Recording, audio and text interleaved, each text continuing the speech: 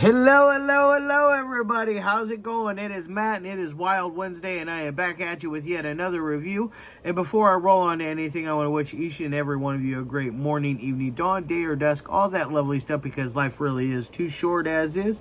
Please do me a really huge favor and like, share, and subscribe. I love seeing your beautiful faces when I am here. I know it's an awful lot, but when I am here, I do like to give you guys 100% of my energy and 100% of my attention and give you guys everything I can for every single review for every single day.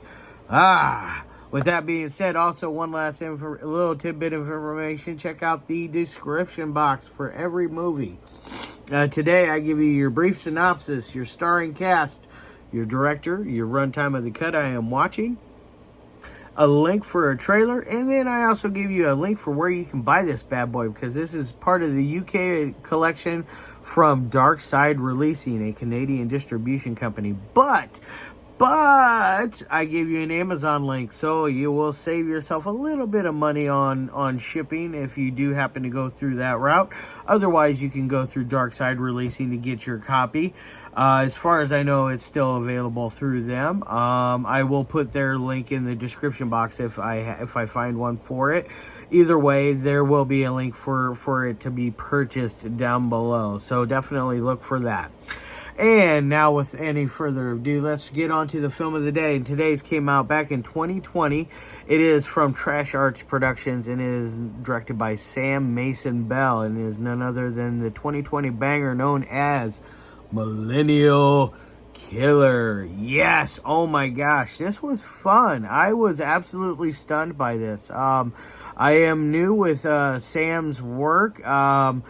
This is the first thing I've seen of his that he has directed, and I really enjoyed it. I thought it was a very fun little film. It definitely kept my attention throughout from beginning to end. It doesn't have a very long run time. It only runs for about an hour and 11 minutes, which is perfectly fine with me. That is a perfect run time in my opinion. I do not like my movies really to run over 2 hours really that often, unless I'm watching like a drama or something along those lines. But when it comes to straight up horror,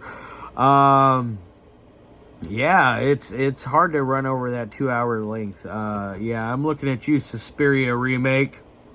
No, I'm kidding. I'm picking on you.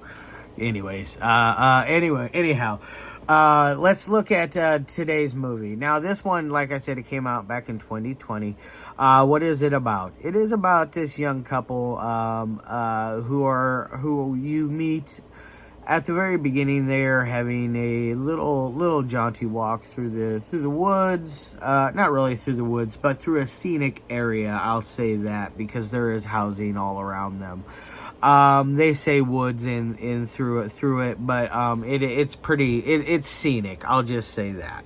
But it's nice. It's a very nice area. It looks very respectable, and looks like something that you could actually, like, you'd want to live in and not feel like you're out of place, or feel like your stuff's going to get vandalized or stolen. So that's always nice. So yeah, I don't know what my hair is doing today. It is just acting bizarre. But anyways, we're on with the review, not with my hair. But anyways, this movie, you meet this couple. They're going on this jaunty walk. They're having an argument while they're going to look at a flat, or an apartment as we call them here in the States. They are met by a very strange man, a bald man, and he is very peculiar right away. He has just a very off sense about him, and you can tell that right away, that something isn't quite right there. Either way, the guy is just an interesting character all the way around. Not necessarily one that I would want to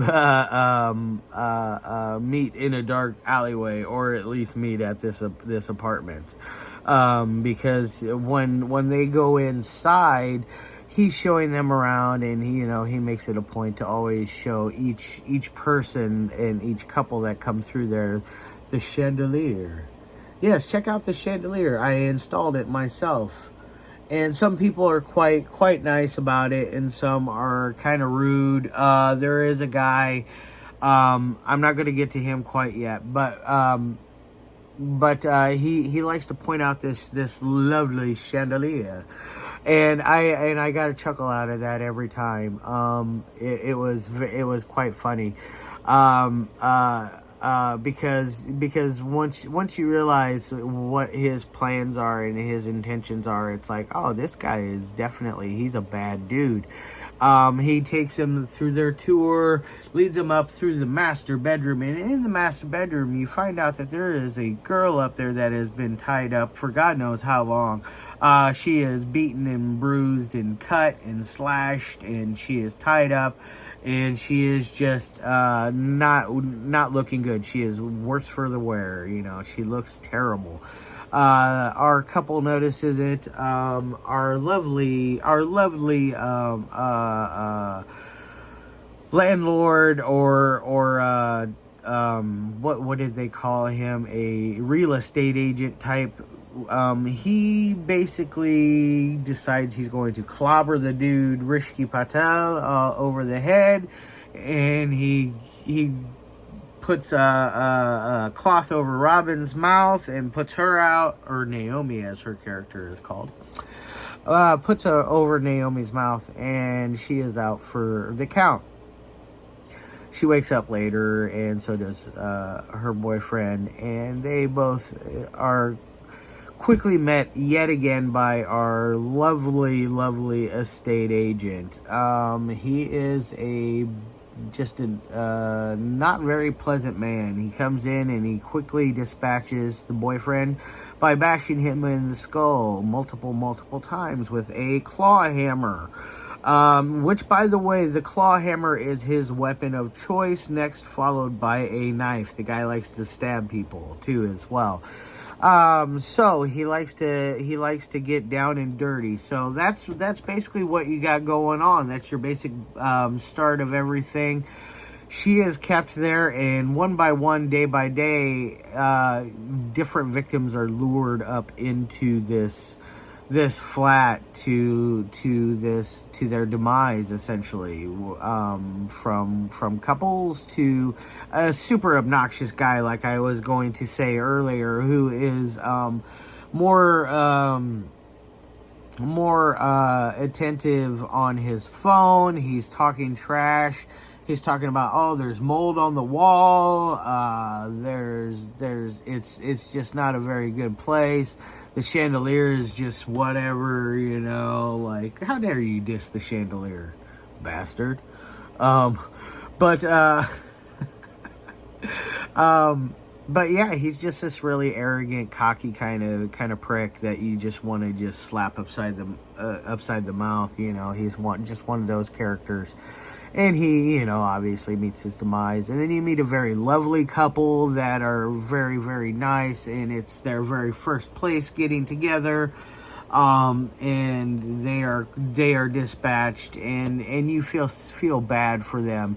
And you find out the reasoning for why this estate agent is doing it. And it is all due to because he is killing millennials due to the fact that a poor defenseless little old lady one night was on her way home, and she is accosted. I'm not going to get into too many details about that scene in particular, because that scene is definitely one of those where it makes you go, damn, that's kind of messed up. It makes you feel bad for the old lady, makes you angry. I personally am not a millennial, so I just fall into the Generation X. So I am kind of like, wow, that's kind of messed up, you millennials. Even though I have no beef with millennials, really. That's just, I thought that was just one of those things like wow, it's kind of a catchy idea. I really enjoy the idea of it, though. Very cool, neat film. I really enjoyed this one. Now, as far as it meeting my three criterias, the audio it gets an A+. There is never once I had a problem understanding or hearing a single word that was uttered or said in this film, which was very nice. Sometimes with horror films, and especially independent horror films, you can run into that problem at times. It can be a little problematic, but with this case, there was not one issue. It was solid all the way throughout. It was nice and crisp and clean, and I appreciate that. Dialogue, number 2. Dialogue gets an A++.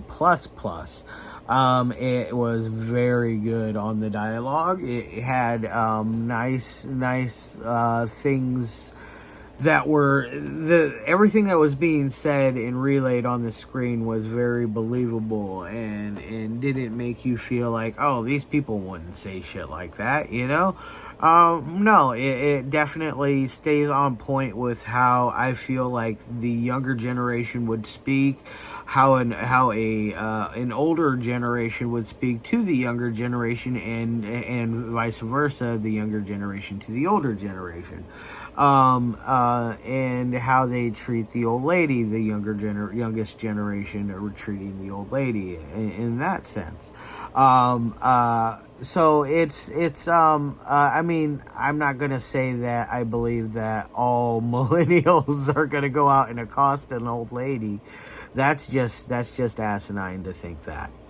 But to believe that there are some that would do that, yes, I do believe so. Not just because of her age, I believe just because of her frailty and the fact that she would be an easy victim, because they were definitely a troublesome trio, that group that accosted her. They were very troublesome. So it was definitely very believable on the dialogue. So I give it an A++ on that end. The editing gets an A as well.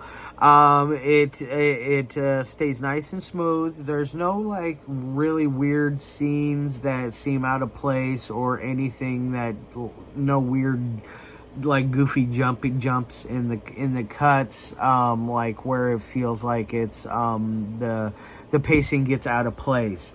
It stays on point, and it doesn't leave you feeling like what the hell just happened, or like oh, now the momentum or the mood has changed in the wrong direction, or it has gone in the right direction. It stays on a nice steady even climb going up, which is nice. So I applaud Sam for that. That is a great job with that, because those 3 things are always my 3 major criteria. If you meet those 3 criteria, you can win me over. I don't look at acting. I think people that critique acting have a little too much time on their hands at points. Really bad acting can be dreadful, and it can really bring down a movie. I will agree. But it is not the only thing.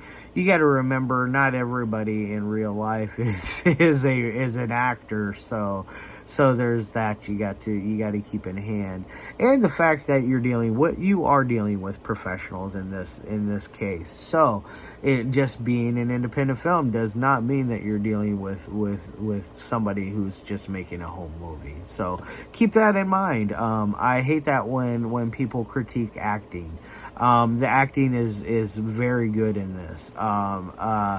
It has great effects as well. So it wins my love, and it has some awesome gore too.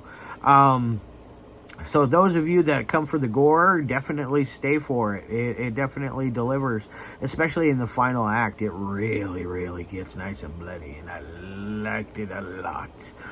But anyways, now onto my 1 through 5 scale. I'm going to give this thing a 4 out of 5. It could have done better, could have done worse. It is a solid film all the way around. I have been handing out 4s a lot lately, but I've been given a lot of really just good stuff to cover, and I am so happy to have been thankfully handed this one to watch and review by my good friend Martin Payne, who is a gentleman and just a great guy all the way around, and I am very thankful, and thank you once again, Martin, for hooking me up with this. And also had Lonely Hearts, which was amazing, and then I'll be doing Roadkill in the future, so look for that one it'll be, I think, another week and a half for that one, so it'll be a little bit off for that one because I have so much stuff lined up. But now, with all that said and done, I'm going to get the hell out of here. Tune in tomorrow for HorrorTales666.com part 3. It'll be a premiere for me, so definitely look for that. And then I will be moving on to Joe Sherlock's The Drifter on Friday, and then Saturday will be The Craving. Sunday will be another Zetkin film for us. Yeah, Zetkin Yikamus. Yes, I can't wait for some smoking a laka. Woo! So anyways, I'm going to get the hell out of here. I hope all y'all have a great rest of your day, and I'll see you tomorrow.